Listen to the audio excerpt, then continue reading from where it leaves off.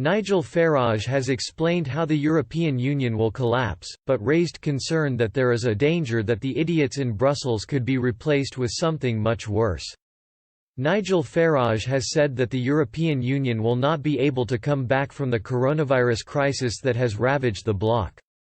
Italy and Spain are both the hardest hit countries in the world, surpassing even China where the virus originated. Despite pleas from Brussels, EU member states have struggled to agree a joint economic response to the shock. This has left Italian Prime Minister fuming, as he warned yesterday that if the EU does not come together it will lose its purpose. Mr Farage told Sky News Australia that the pandemic had exposed the EU's flaws and there was no way back for Brussels. He explained, "Thank goodness we are not in what is going to be after this, an even more German-dominated EU."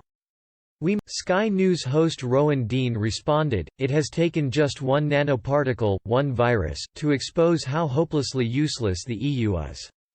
He continued, "You have Italy and Spain in absolutely dire circumstances. Germany sitting back seemingly looking after themselves.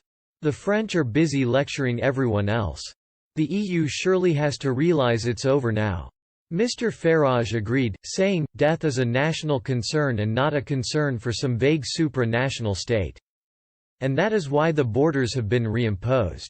I always thought the EU would come crashing down, but I never imagined it would take a serious global illness to finally finish it off." However, Mr Farage issued a warning for what could replace the EU. He said, "There is a real danger here. When Germany refused to export medical masks to Italy despite the desperate state they were in, guess who stepped into the breach? And we are seeing is China acting as charitable godfather, dishing out money, medical equipment and trying to use this crisis to gain global power." He added, "And I wouldn't want to see the idiots in Brussels replaced by Chinese communism dominating the world even more than it does today."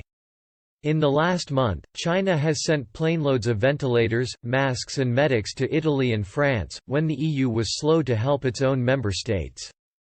The Chinese President, Xi Jinping, also pledged to help Spain, telling the country's prime minister that the two countries should step up cooperation and exchanges after the outbreak.